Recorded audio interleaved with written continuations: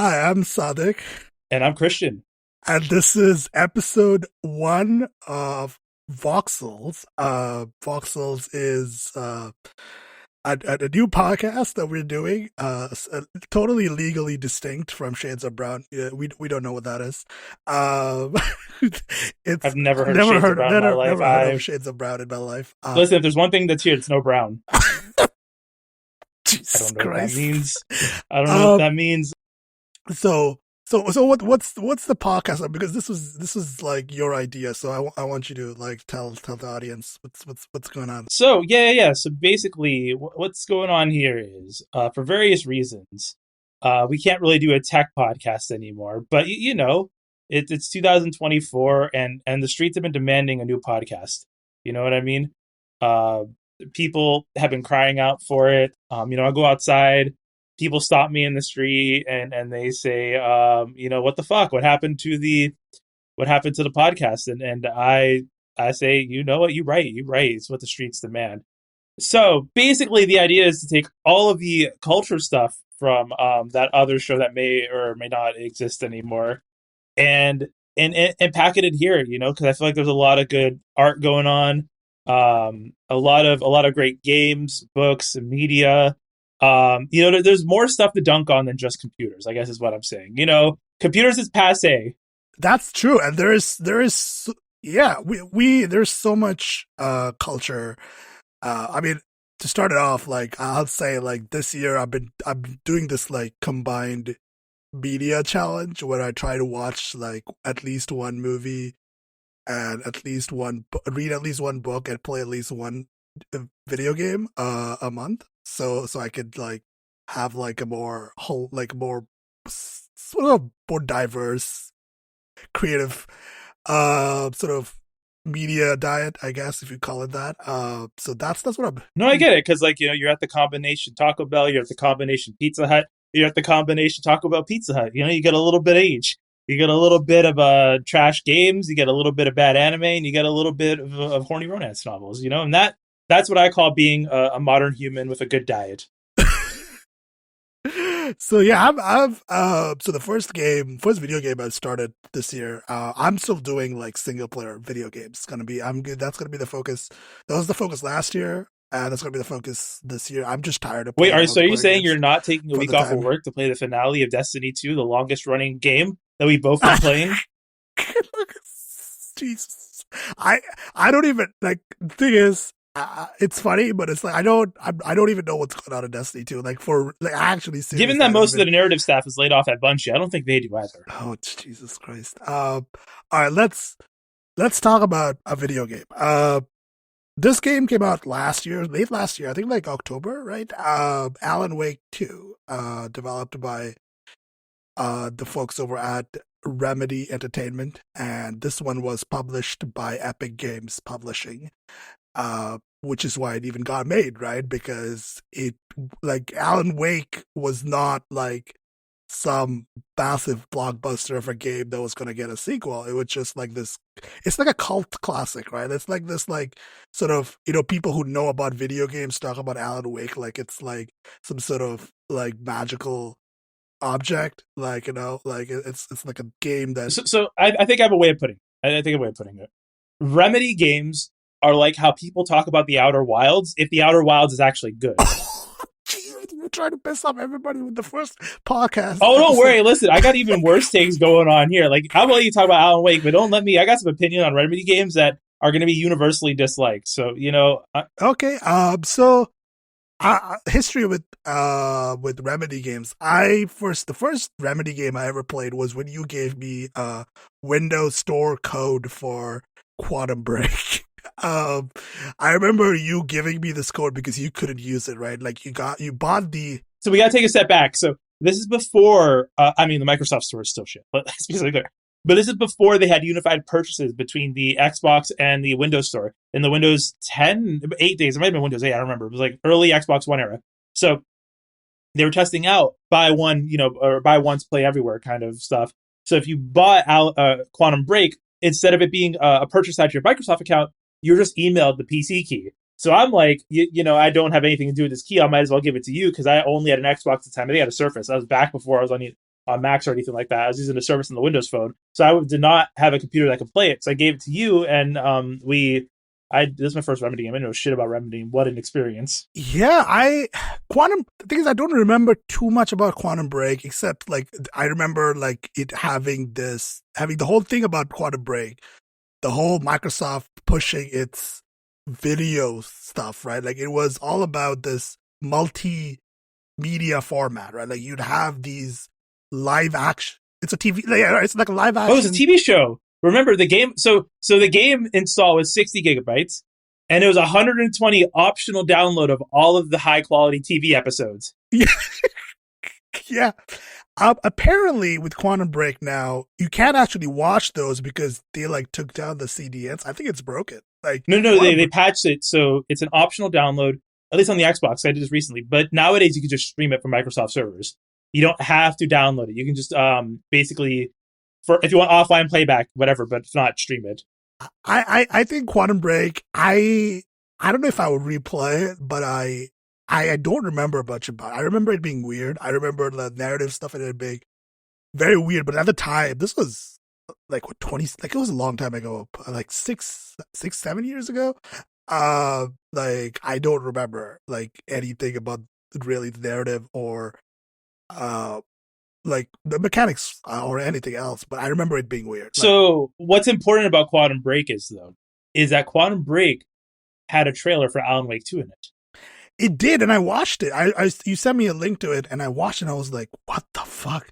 They were on this shit like 7 years ago. Like they had all this shit planned out. Like they knew what they were gonna do with Alan Wake and Alan Wake 2. Like they knew all this shit way back then. Like that's crazy. Like that's fucking wild. Like it's cool to like see these like especially with Alan Wake 2. But also in Control, right? Control is like, I remember playing Control when it came out in 2019, right? Control was like, I think for most people, Remedy became a thing in the public consciousness with Control. I think Control sort of had enough of a mass of popularity, like it became big enough of a game.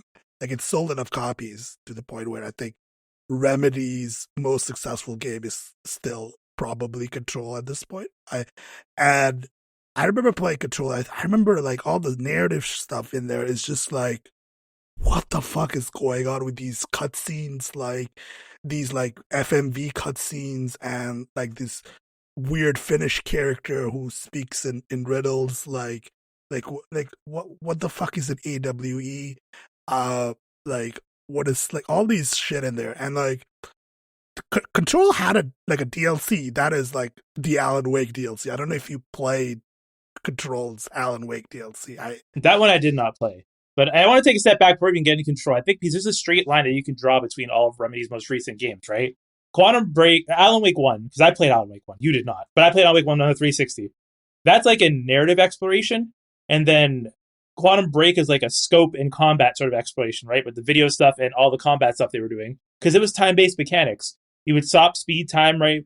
Pass stuff around. That was the combat in the game. And that leads into Control, where I think Control is more like a control, for play on words, of that scope, where they brought it down enough to make it like actually make sense and work, minus the combat. But, for the narrative stuff. And then, leads into Alan Wake 2. But with Control, though, I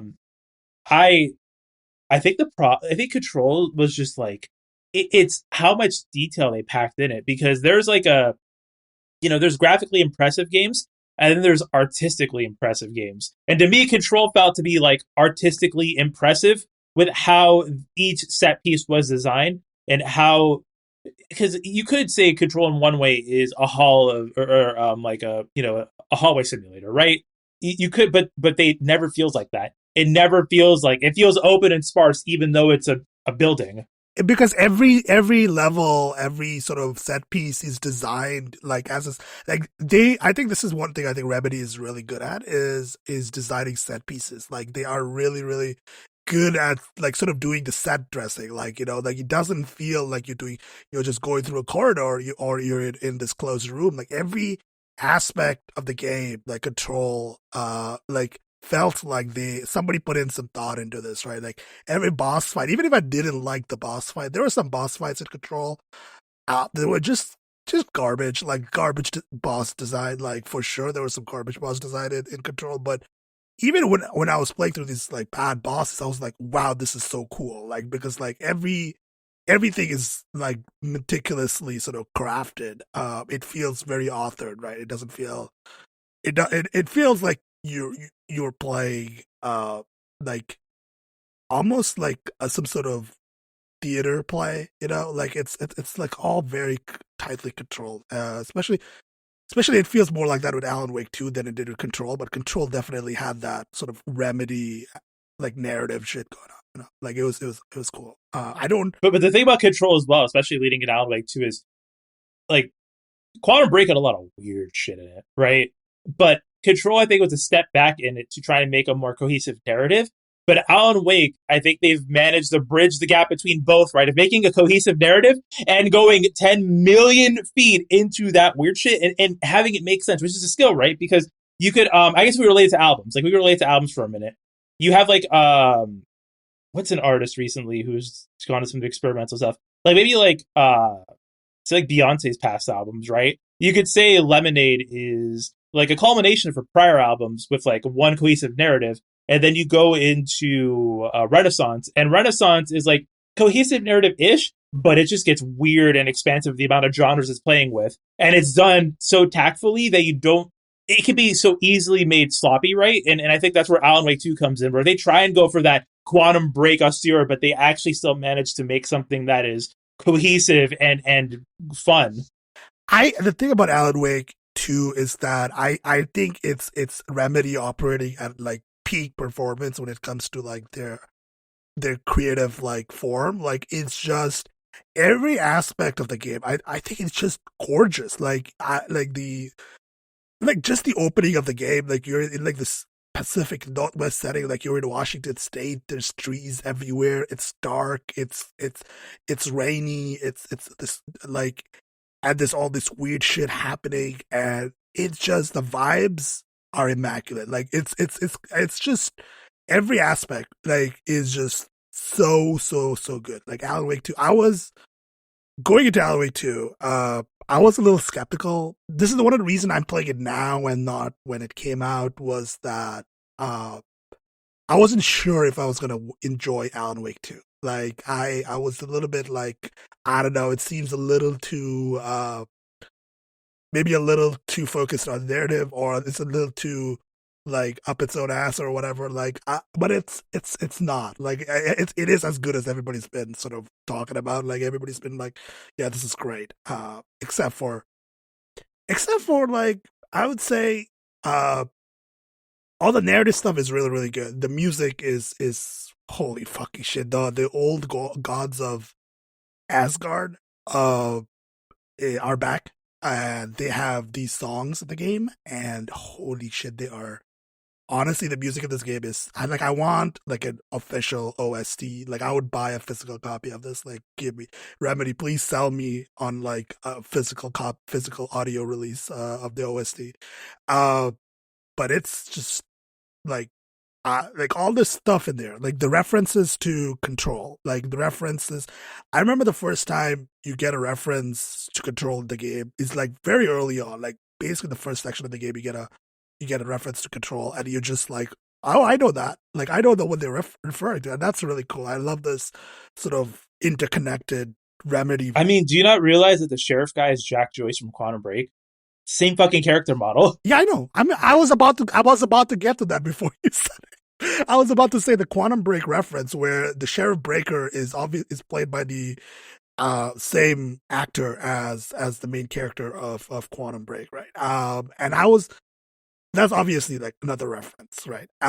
And it's filled with this stuff. It's filled with Control references. It's filled with like Alan Wake 1 references. It's filled with like you know, some Max Payne references. Like it's there, but it's like Max Payne is kind What do you mean? Alex Casey is fucking Max Payne. Okay, so I am not familiar with Max Payne at all. Like it's Max Payne was before I gave a shit about video games. Okay, so Max Payne 1, right? The character model of Max Payne is literally Sam Lake. While I'm talking, look up Max Payne 1, just any clip of it on YouTube while I talk through this. Because I am now going to, I just put one part in our show notes that says the musical level where Sam Lake, starring as Sam Lake, playing Alex Casey, who was once Max Payne, but due to IP rights is now known as Alex Casey, played by Sam Lake. Because it is, it starts to break the third dimension, or fourth wall, I should say, in like the best way possible, in that there's a clip, right, where it's one episode of Mr. Door where they're asking Alan Wake how does he feel about adaptations of his work, and then he just looks at Sam Lake and he's like, it's just not mine. Yeah, I love that Sam Lake is just like, he just plays characters in his own video games, and that is just like that's just, I love that shit. I don't know if I would have appreciated like back when Control was a thing where I played Quantum Break, but nowadays that kind of meta fourth wall breaking shit, I'm just like, give me more of that. Like that whole, Wait, is Sam Lake in Control? Who does Sam Lake play someone in Control? I don't remember. I might be, but I don't. He probably is, but I don't remember. He probably is in some capacity, but I don't remember like if he was like a major part of it. But he probably is. I wouldn't be surprised if Sam like made an appearance in Control. Like it's just Remedy just does that kind of stuff all the time. And like obviously we gotta talk about Warlin Door. Warlin Door, and of course, we got to talk about rest in peace to Lance Reddick, who played the original in Quantum Break. Right, this was a Quantum Break character. What Door was like the villain, right? Patch, right? The antagonist Hatch. in Hatch. Get it? Door Hatch. yeah, yeah, love it. So yeah, Lance Reddick played the character in Quantum Door, but obviously Lance Reddick passed away way before I would imagine like the recording for the game. So we have a different actor playing Lance Reddick. And I just wish Lance Reddick was here, man. Like, no offense to this actor. He did a great job. Like, no, I'm not throwing any shade of this actor, but man, Lance Reddick would have been just, I would have loved to see, like, Lance Reddick sort of reprise his role here. Sorry, I need to interrupt for one moment because R.I.P. Lance Reddick, Zavala, you a real one. But Hideo Kojima has put Sam Lake in Death Stranding. Did you know that? He's a character who looks just like Sam Lake in Death Stranding. Look up Veteran Porter. Veteran Porter, Death Stranding, Google Images. Oh my god, god damn it, Hideo Kojima. Just, yes, the musical level, I think is probably my like most favorite set piece I've seen in a video game in a minute. Like it's up there with what's the maze called in Control? I forget. The ashtray maze, right? Or something like that. I forget the Control. There's a section in Control where there's a fucking banging soundtrack to like you go through this like weird ass maze, and it's like one of the best things in the game. And this musical level in the game just felt so like, it felt like everybody who made it had so much fun making it, and it's just incredible. Like, it's just incredible to play, and incredible, like the song is incredible. Like, the song is really really well done. The sort of musical production, like the Old Gods of Asgard, great vocals, great guitar work. Like it's just solid all the way through. So my question to you is, are you gonna play Alan Wake? I don't think you have played it, right? I don't think you have played Alan Wake 2. So I watched all the cutscenes and I watched all the important stuff. And here's my reason as to why. I will buy the game to support Remedy because I think they deserve it. But I can't do Remedy combat. I'm gonna just keep it real with you. I can't control Quantum Break and Control have both like I'm 2 for 2 on the combat, being to the point where I turn on the one hit kill mode, and I do not see Alan Wake changing. Okay, so combat is definitely like the weakest spot in this game, and I think it's especially bad in the Alan section. So in Alan Wake 2, there's two sets, like sections. Like, you either play as Alan or you play as Saga Anderson, the FBI agent. So The combat in both is very sort of simplistic, and in Saga Anderson's sort of sections, like the amount of enemy variety is the enemy variety is extremely low, and like it doesn't change that much throughout the whole game. And Alan sections like are just like literally one type of enemy, like the shadows, like literally just the one type of enemy. It just does like the exact same attacks throughout the entire game. So it just feels a bit tedious. So, which is why I play the game on the story difficulty, because I was just like, I'm not here for the combat. Like I know I've heard people talking about this game and saying that the combat is just kind of there. It doesn't feel like incredible or mind blowing or in any way. Like it just like I felt like when I was playing the Alan Wake section, especially that it was just sort of this thing I had to do to get between the interesting parts of the game, the narrative stuff, right? Like the narrative stuff in the Alan Wake sections is really, really, really fucking good, and that's the stuff I'm interested in, not like the mid combat, right? Like it's just Well, and the issue with the combat with Remedy games too is that their movement system, their physics system is tied really great towards interactive, immersive gameplay experiences where you're like exploring, your puzzle solving, all of that. That is what I believe the priority is when they're designing the levels, which is not a bad thing. But the problem is that the combat with that movement system doesn't feel tight. The shooting feels weird, and the abilities it feels loose. It just does not yeah, feel tight. it does it feels like especially with Alan, like it just feels like a little bit off. Like it doesn't feel great to shoot as Alan, which, to be fair to the game, is thematically accurate because Alan is supposed to be like a writer, right? He's not like a combat veteran. Like he's not like a fucking soldier. He's not an FBI agent like Saga Anderson, right? But still, it still feels like But it still feels like you're playing Call of Duty through a GeForce Now connection on 2.4 gigahertz yeah, it Wi-Fi. doesn't feel good. I would definitely say to people who want to play this game and are worried about not enjoying the combat, uh, I would say just play on the story mode difficulty because you're not really missing out. Do they still have the one hit kill mode from Control and the accessibility options? As far as I know, no. I'm not 100% on that, but when I did check the accessibility settings, I didn't see. That's whack. Because so Control had a great mode where every enemy died of one hit, and let me tell you, that was the best way to play that game. They added that in much later. To be fair to Liberty, they added that in much later, which I think they understood, I think, internally that combat was definitely like a bit of a and this is the thing I said in my review is that I would love to see Remedy make like a full on quote unquote like walking simulator game. Like they can do it. Like they have the ability and the skills and like I would just love to see them make a game where there is no combat, right? Like just like a narrative focused, like mindfuck narrative video game, right? Without any combat. Like I would love to see them like with this game at least they were trying to do like I mean it's a survival horror game. Like it falls in the survival horror genre, which having played Resident Evil 4 remake last year, yeah, like it doesn't like in comparison, like Resident Evil 4's remake's combat feels like miles ahead as in the survival horror genre compared to this, right? So it's like I just want Remedy to focus on what they're actually good at, which is the narrative bullshit and the like weird like incredible set pieces and visual like level design and music and all that shit. Like like just get the combat out of here. Like it's if the combat wasn't here, like I don't know. Or stop trying to make games where you shoot.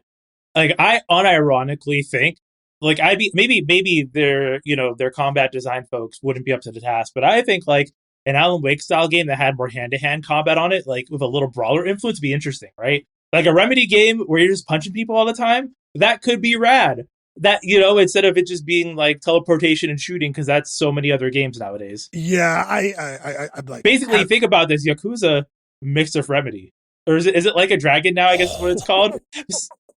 it's called it's like a dragon. Yeah, like a dragon.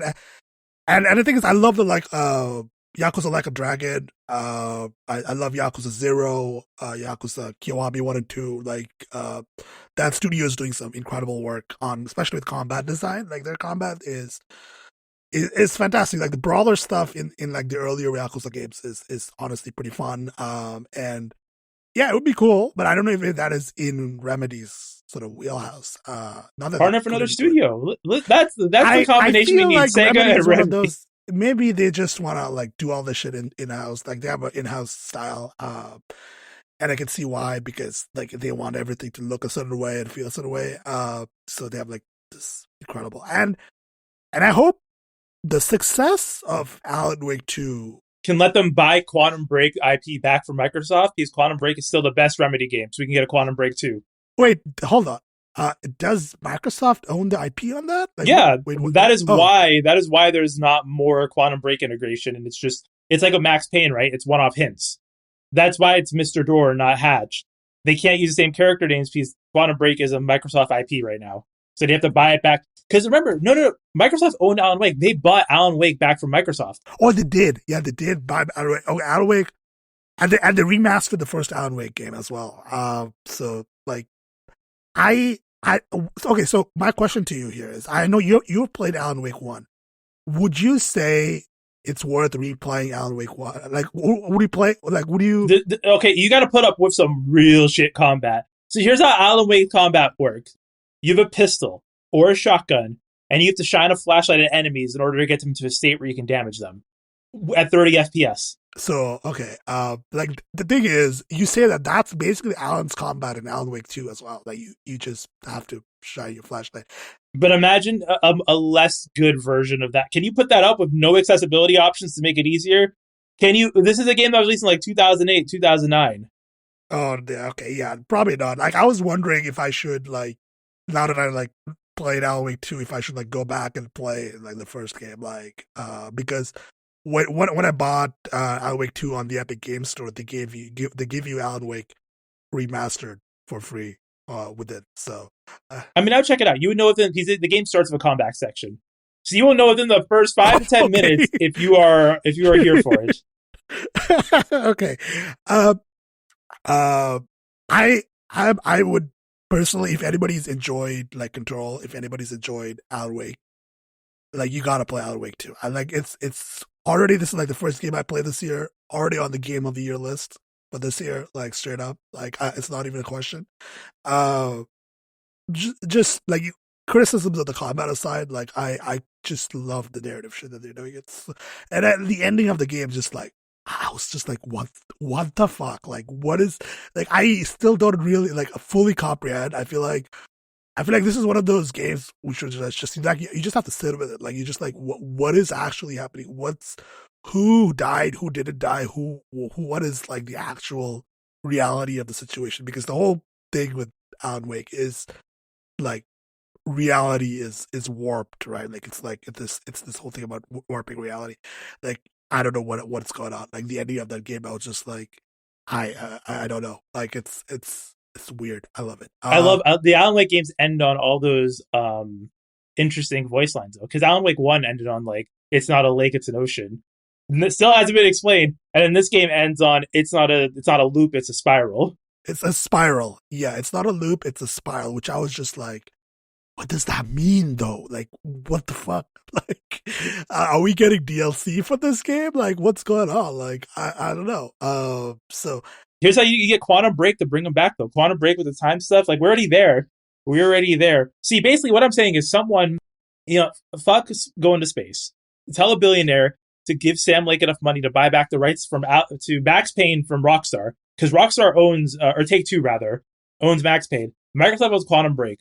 Buy both of those back, and then make a Quantum Break 2 that bridges all of them together. holy shit, that would be something. Like that would be incredible. I don't know if that's gonna happen though. I don't know if Microsoft's interested in. I mean, Microsoft's interested in selling the IP there. Microsoft is interested in having games that will make people want to pay for Game Pass, and that is one game that would. Yep, exactly. I wonder if the next game they make is going to be like, I thought it's Control 2, isn't it? It's Control 2. Yeah, Wait, right. let They're me making check Control here. 2. Control I'm 2. pretty sure it's Control 2. Yeah. Like I think like I know they're making like a spin-off Control game that's like a shooter. I think it was Oh shit! Wait a minute. They're remaking Alan or Max Payne 1 and 2 as well. oh what so they have the IP from Rockstar. In that case, I So yeah, guess. so Control 2 and remakes of Max Payne 1 and 2 are in development. This is an article from Game Informer from October 31st, 2023. They're in production readiness stage. Okay. That's cool. That's cool. I like that. That's cool. I would love to see. Two expansions also coming to Alan Wake 2. Oh man, I'm not ready. I'm not ready for the expansions, man. The expansions are gonna be so good. All right. Oh yeah, it did strike a deal with Rockstar. So it doesn't own the IP per se, but you got to know for a fact this is like I trust Remedy enough to do this, but like they need to go Final Fantasy VII Rebirth on this or remake on it. You know what I mean? Like it's a remake, sure, Yeah. but it's also a remake. Oh my god. Fucking. Yeah, they would. It's gonna be some meta bullshit going on, like for sure. I would love to play the because I've never played any of the Max Payne games, so it'd be cool to like actually have those games to play in a like a more modern system and a modern engine and whatnot. So that'll be cool. Is there anything else that we want to say about Alan Wake 2 before we sort of dive into anime trash corner? So actually, the one thing you want to say, I want to ask what Rap Alan Wake 2 is, there's a sometimes people problematically say they don't make them like this anymore, but they don't make games like this anymore, and it's because like this is not. To be extremely clear, I'm pretty sure what's funding Remedy right now is their deal with Tencent for that Crossfire X game that's like huge in Asia. Like I'm pretty sure like that's the stuff that's actually funding Remedy and not these games. And it's just I hope they make enough money from this to keep funding it, to keep funding these types of games because they I Epic Games funded this one, right? Like Epic Games had a major like this is the reason it's exclusive to Epic Game Store on PC, and it's right. Well, more publishers should fund this stuff, is what I'm saying, right? Like this should be something that you have like you have the Halo car theory, right? Where you have like the cars people buy, then you have Halo cars.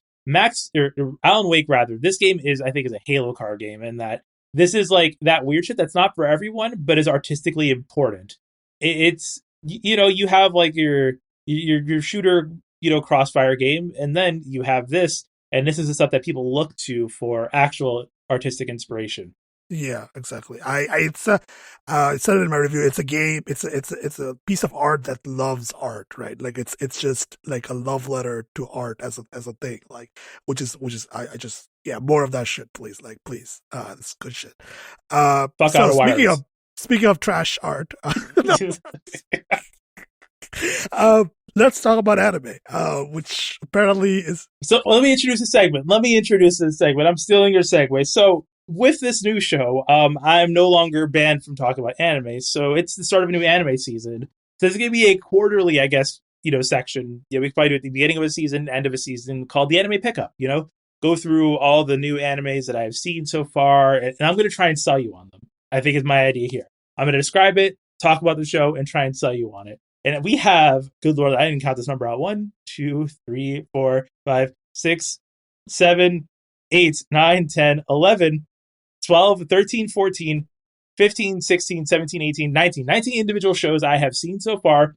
I do not have High Dive, and there's some shows that are not airing anywhere that I have to go to IRC and XDC a copy of the RIP.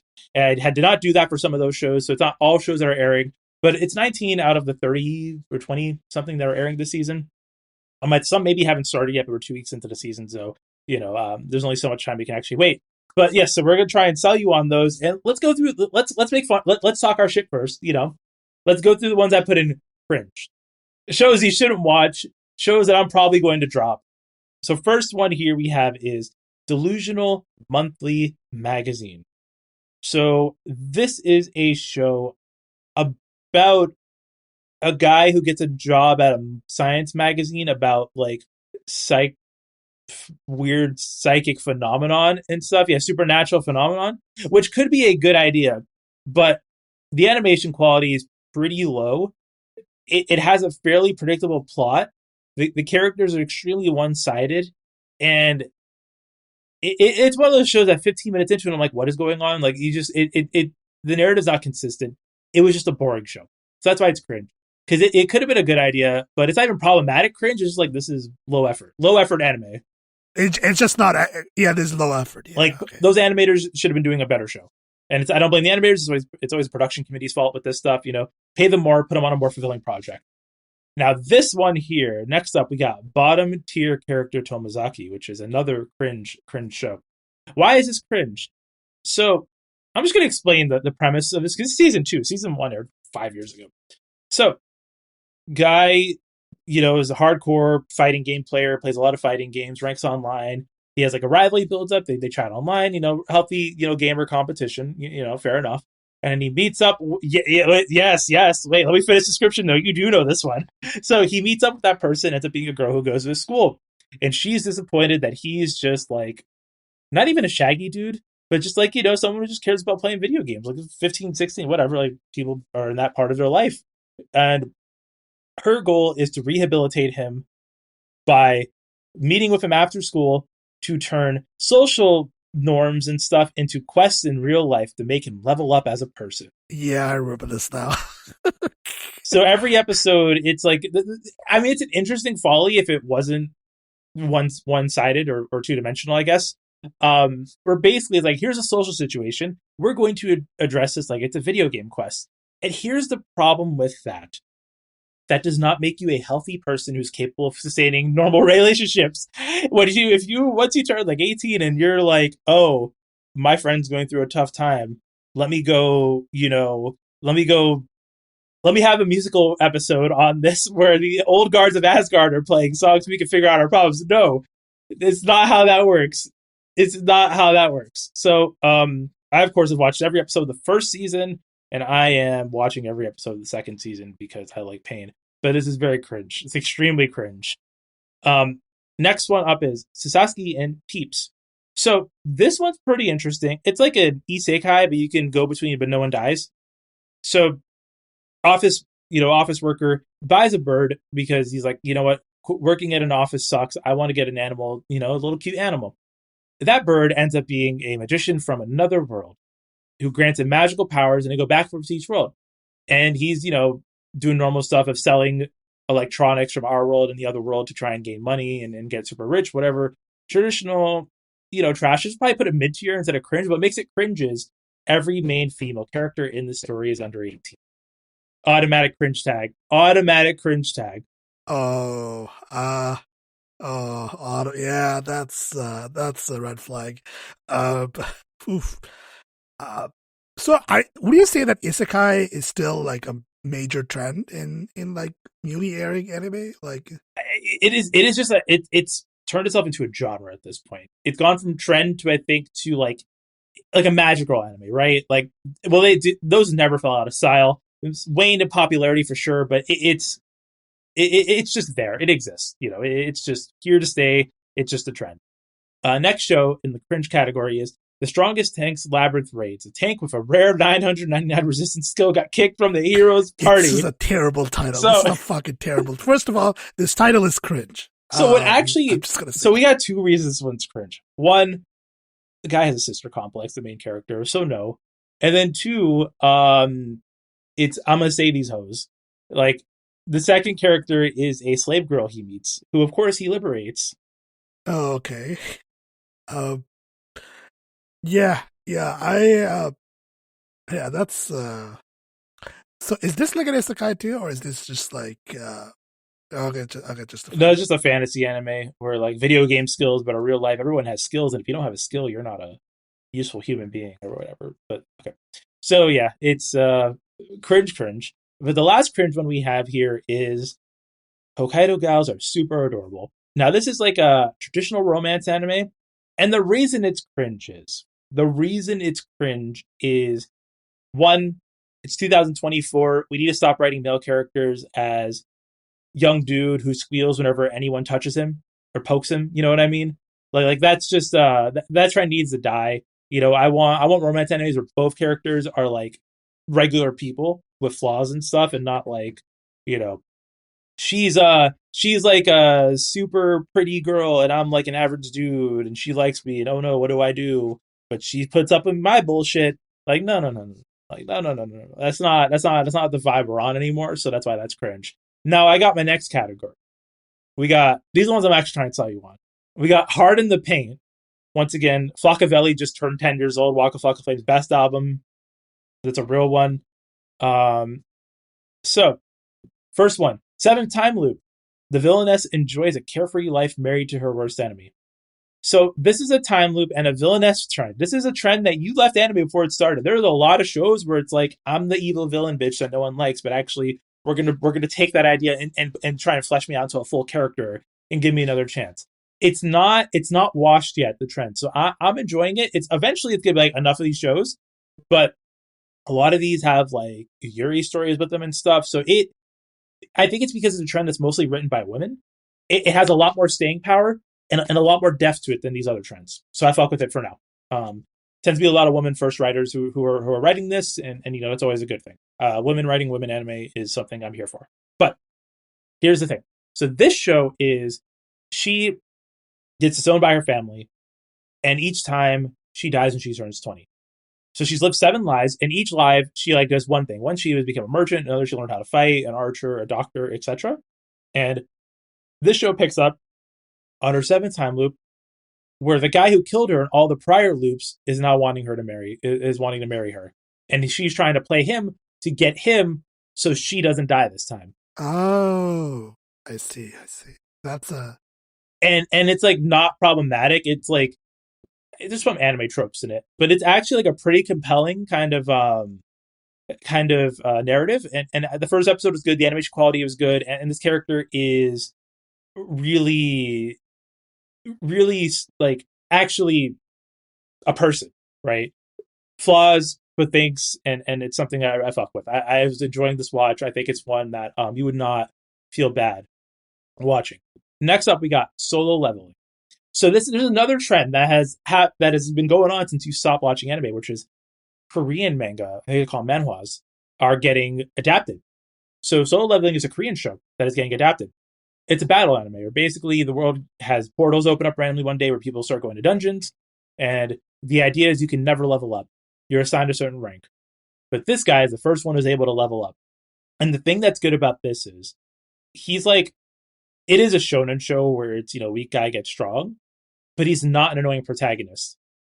Like in the actual voice acting in that, it's like a realistic person who just doesn't want to give up, but has flaws and recognizes them. And I appreciate that depth.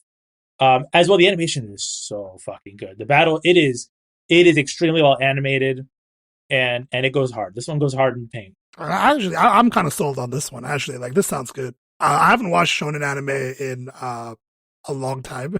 Oh, here's the good thing about the Korean ones: they're short. This is like 5 or 6 volumes for the entire manhwa. It's not like the Japanese ones where they go on for fucking 10 million years. So this like has been over for a while, has a definitive ending, and is like a self-contained story. Yeah, that's cool. That's cool. I like this. All right, this one I'm kind of interested in because I haven't. I like. It's been a minute since I've watched shonen, and so shonen is just kind of fun. So so what's the next? What's the So next?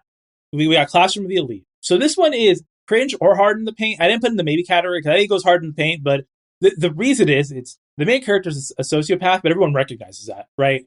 Like he is fucked up, but it's fucked up in a way that we all recognize the fact that this dude's fucked up because this is now season 3 of the show. So basically, it's a guy who enrolls in a school where it's like meritocracy up the ass, right? So everyone is in this meritocracy, if I pronounce that system. And the thing is, he purposely puts himself in the lowest rank just so he can work himself up. So it's like a show about him just playing a bunch of people, and like it makes no qualms about the fact that he's kind of a shitty character. But it's just fun seeing him get the upper hand. It's like I'm gonna take off my actually reasonable person hat and just watch like a Succession style show where someone's just being a shitty person. Yeah. Okay. It's good though. Okay. It is good. It's kept me watching for 3 seasons, so I unfortunately have to say it goes hard in the paint. Yeah, this is season 3 that's airing right now. This one goes hard in the paint. Next one is a new show for this season, The Wrong Way to Use Healing Magic. So what is this show about? This show is about, it's an isekai, yes, but the main character is given healing magic, but it flips it on its head. Instead of him being a healer, he heals himself so he can beat the shit out of other people and be like a fighting character. It's just an interesting use of healing magic. You know what I mean? Like in most games, right? You heal yourself or you heal other people, but it's never like I'm gonna go beat up someone. That'd be a great fucking Overwatch character, by the way. A fist fighting healer who just consistently can heal themselves and keep going hard. Yeah, that's kind of interesting. Actually, I kind of like that concept of turning like healing on its sort of like healing and like an offensive healer character. Like that's kind of cool. Yeah, so it might be cringe so far. That's only been 2 episodes in, but yeah, it's pretty all right. And the last one in Hardened to Paint is the weakest tamer began a journey to pick up trash. So this one is technically the isekai, but it doesn't really like. I think it's just setting or window dressing for it. It's not really a main drive to the show. But what this one is about is a girl is born who does not have any stars, and so I think the allegory is here is that she'd be considered disabled in our world. So her parents leave her to die. Her only skill is that she can tame monsters, but only extremely weak monsters. So she tames like a super weak slime, and she like starts presenting herself as a boy and like goes around and trying to make a journey to the main kingdom. That's all we have from the first episode, but the animation quality in this shit is fucking beautiful. And I did spoil a little bit of the light novel for myself, not a huge spoiler for anyone who's going to watch it. But the point of the show is not for her to get strong, but for her to just outwit people. Like it's one of those where it's like she stays consistently weak, and that's like the folly in which all of her narrative dilemmas are presented in. And it's more of like a using what skills she does have to outsmart other people and to survive. So it's a sweet show from what I've seen so far, and yeah, I think it's really a show about showing what happens to people. I feel like it's a disabled allegory. I might be wrong, but to me, it seems like the way it was presenting it is like this person is what we would consider like disabled, and showing it from their perspective, how they try and survive, and how like adults can treat children who are disabled as in various shitty ways. So that's what the vibe I get from it. So I'm here for it. That goes hard in the paint. So we got our next category. Maybe hard, maybe cringe. I don't know. Maybe hard, maybe cringe. Could go hard in the paint. Could make me want to cancel my Crunchyroll subscription and charge back every purchase from it. So we have the foolish angel dances with the devil. So this show is basically about a demon who goes to Earth to recruit people to kill all the angels, and he tries to recruit someone who actually is an angel, and she puts him into bondage with him. Uh, do you mean that like in a The show doesn't like go that far, but like the way they depict it, you know what I mean? Like after she like claims him as her own, she does a thing where she lights a candle okay, so it's aware it's aware of okay. next to him lying down. You know what I mean? Yeah. Yeah, I don't know. It's only one episode, so it could go hard in the paint. It could be cringe. I'm gonna keep watching more. This next one is "Tis Time for Torture, Princess," and that is not words I thought I'd ever say out loud. But basically, it's about a princess who just wants to play video games who gets tortured by being offered delicious food to spill secrets about the state. Okay, yeah, it's yeah. That premise is why it's maybe hard. I don't fucking know. Like it's just been one episode. I don't. I think it's a gag show. I don't really know. Like I'm gonna just be sure. I'll watch a couple more. I'll probably end up dropping it, but sure. This one here, the unwanted adventure, unwanted undead adventure. So this is one where it's just a guy who's hunting monsters. He gets killed, and he wakes up as an undead monster. There's not enough plot for me to know where this goes. So that's the first episode is a lot of set dressing, window dressing. So I don't know where it goes. So it's just another one. These three are going to be ones I'll check out. I think Undead Unwanted might stay on the list. Foolish Angel I'll probably keep watching because hey, listen, we all have our things. Torture Princess one, nope. And we have the last segment here. Could watch in front of your mom. A Sign of Affection. Now I'm going to talk about this one for a while. This is a show that I think you should watch. Romance Enemy of a Death Girl. Oh, yo, this shit's gonna make me cry. I already know it. I already know this shit's gonna make me. So basically, Yuki is a deaf character who's in college. She went to a super small school for the deaf as a kid of like 4 people right in her grade because it is a disability, of course, that people do have, but it's not a huge one, right? So you naturally have smaller class sizes than if you're in a public school or whatever. So she's in college and she meets this random guy and they start hitting it off. And it's really cute so far, especially with how she tries to like convey herself to him because she can only read lips, right? If someone doesn't speak sign. So he's trying to learn sign language for her. They're hitting it off. It's only 2 episodes in. There's only one part, but I feel like every romance show needs a Foley. And of course, it's a childhood friend who actually knows sign language, who's a little too stubborn for his own good, right? It's like the be mean to your crush thing, but you never grow out of that when you're an adult, like that kind of thing. So I don't know how annoying that's going to be because that can be done right or wrong, especially if he's given a redemption arc. Not even like a main love interest, but he could be given a redemption arc. I don't know how it's going to go, but it's well animated, and the sound design specifically when it's her scenes are great because the music stops, right? It multiple times will cut all the sound and just present things from her perspective, and I really appreciate that attention to detail with it. On top of how great the animation is, so I fuck with this show. I think you should watch it. I think you would enjoy it. I do. Next one up here. Did I name this category? This is the could watch in front of your mom category. I don't know if I said that, but it shows you could watch in front of your mom. We got Fluffy Paradise. This is an isekai. And basically, her power is that animals will let her pet them. Okay, yeah, great power. It's just a good like popcorn watch. You know what I mean? It's just a good watch where someone just kid pets animals, magic dragons and shit. And I don't know if there's any plot. I don't particularly care because I'm just here to watch, animals be having their best life, being happy. You know what? Yeah, it seems very, very chill. Yeah, that's cool. In a similar vein, we have our next one, Mr. Villain's Day Off. So this is not going to win any awards for the world's most serious anime or anything like that. But this is, okay, you have like a evil world organization, general leader of villainous people, blah, blah, blah, blah, blah. Spends his day fighting, all the good guys. What happens on his day off? He's just a dude who likes to go to the fucking zoo and watch pandas. I see. I see. That's just it. It's just him on his day off going to the zoo to watch pandas. He's going to go ahead and get some ice cream at the store. It's just a dude being a dude. You know what I mean? And sometimes you need that shit. Sometimes you just need a dudes being dudes is sometimes problematic, but not in this case. Also, I opened the page up for this one. Like, it says on the corner of the poster, it's Yu Morikawa, Square Enix. What is Square Enix doing? Oh, Square Enix has a huge anime publishing arm. You didn't know that? I did not know that, actually. That's news to me. Okay, cool. Bandai Namco too. A lot of video game publishers also publish anime. Oh, I see. Okay. All right, makes sense. Cool. Bandai Namco has a huge like idol thing, right? Like Idol Master and stuff like that? Yeah, Idol Master, Bang Dream, all that kind of stuff. It's like a business that Bandai Namco owns.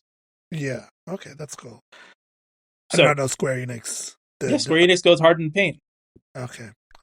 So we got our next one. This is another manhwa. If I'm butchering the pronunciation of it, please roast me for real because I've never heard anyone say it out loud. Yeah. But okay, so we have Dr. Elise, the Royal Lady of the Lamp. So this is another villainess show. Another one. So this one is kind of French Revolution-esque princess era lady gets killed at the stake for being a bad person.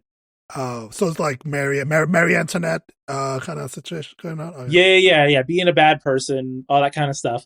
And then is reborn in the modern day and becomes a world-renowned surgeon and is in a plane crash. And as her last saving act, she makes sure everyone on the plane crash survives, but she dies in the process of doing so. So she then isekais back to her original life 10 years before her death. And this is her, with that knowledge of living in our world, now trying to, atone for her sins and make sure she doesn't get killed at the stake in this life. Oh, I see. Okay. So we're trying to like redeem the bourgeoisie kind of vibes here. I see. I get more of like a give healthcare to the common people kind of vibes. Which, you know what, like, if you're rich and that's like your life's goal, I think that you maybe not net positive, but you're net zero. Your carbon emissions are net zero, I think, at that point. Yeah, you're offsetting your being rich. Yeah. Get free healthcare to the commoners. I'm down with that. Okay. All right. And the last one we have here, Delicious in Dungeon. This one's on Netflix. So this is basically like, what if there's D&D dungeons in the real world, right? And the entire premise of this show is, what if you cooked in them? It's just about cooking in the dungeon. Oh, so it's like a cooking anime. Okay, like Yeah. It's about cooking monsters and shit. It's literally what the show's about. okay, kind of like that idea It, actually. it's That's so good. yeah. It's good. It's also like another popcorn one, but it's animated well. And you know what? Sometimes you need a silly premise like that. So, personally, I'm interested in a few of these. Solo leveling, is the one I said. It seems like kind of fun shonen anime stuff. The wrong way to use healing magic also seems cool. Weakest tamer, maybe. I don't know. Sign of affection, definitely. Like a sign of affection is probably like the one that's like I kind of want to watch it because I'm just curious. Like I haven't watched like a good romance anime in a long, long time. So, uh, but I don't know if I want to subscribe to Crunchyroll. Maybe I will. I got a 14-day free trial. Let's I give. mean, listen here. Look. This podcast in no way, you know, endorses going to irc.ryzen.net and slash. No. Actually, no, nobody go to Ryzen. Ryzen's a bad Oh, place. is it even worse nowadays? I haven't been on Ryzen in probably a decade at this Well, point, listen. so So I was gonna say I a don't decade know. ago, if you wanted all the free animes, you go to the Rise on Chat You go to network. Ryzen, yeah. I don't know if you should do that in 2024. No, I don't. I wouldn't use Ryzen for that anyway. But Oh no, they have a 4chan logo on the oh, okay. I guess it got worse then. Like, home to many high profile websites such as 4chan. What the fuck is eRepublic? Oh my god, now I gotta look this up.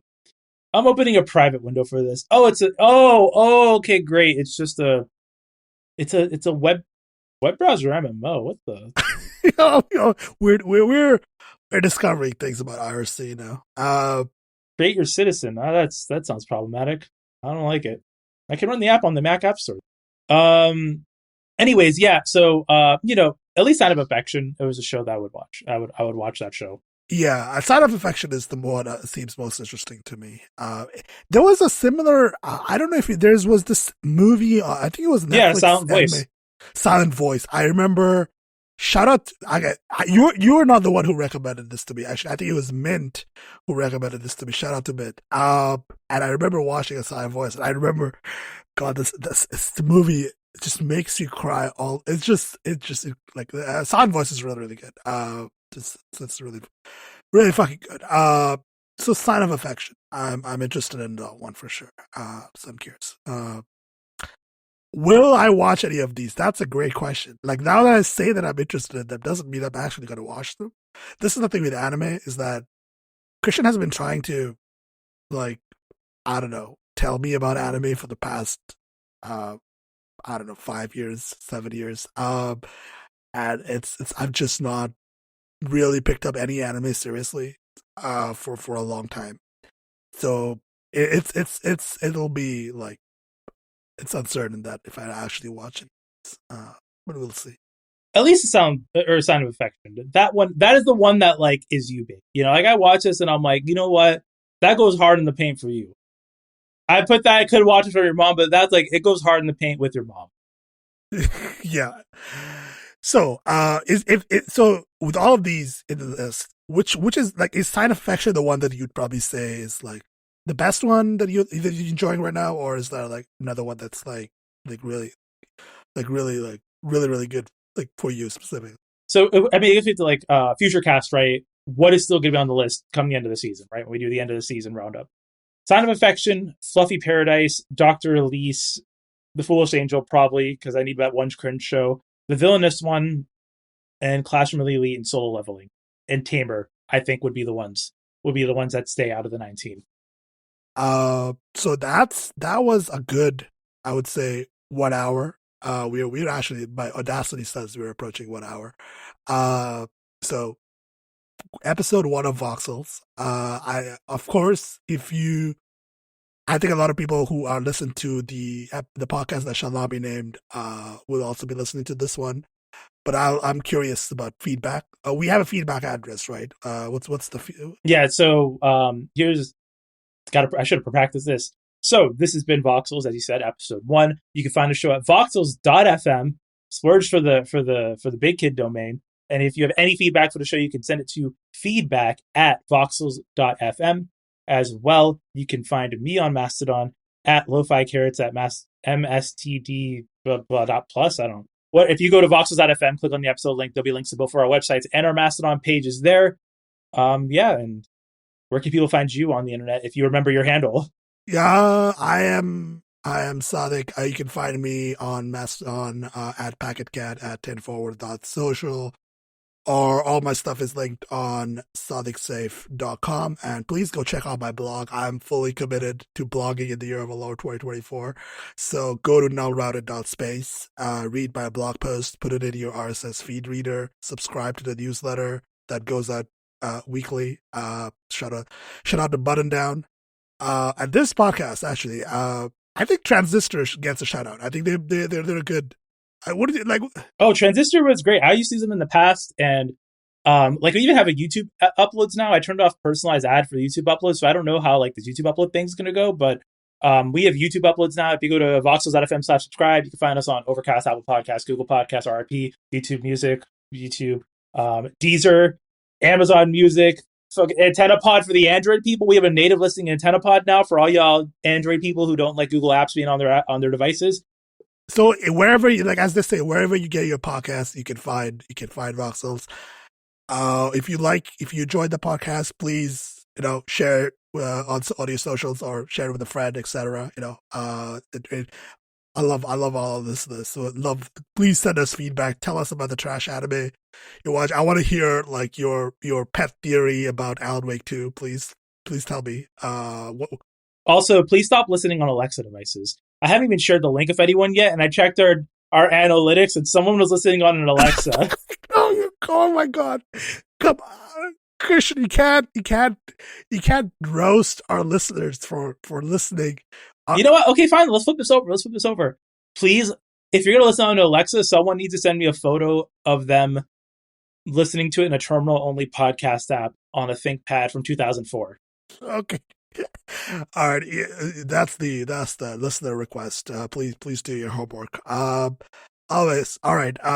This has been a good time. I'm glad to be. I don't know how often we're gonna do these. I don't think we decided on like a schedule for episodes. But maybe once every 2 weeks, like every 2 weeks. Yeah, every 2 weeks. I think we'll figure it out. It depends. We'll run into a flow. But yeah, please subscribe and please, I guess since we're on YouTube, smash that like button. Smash that like button. I'm sorry. All right, let us end this now. Yeah, let us end this. Goodbye, everyone. Bye.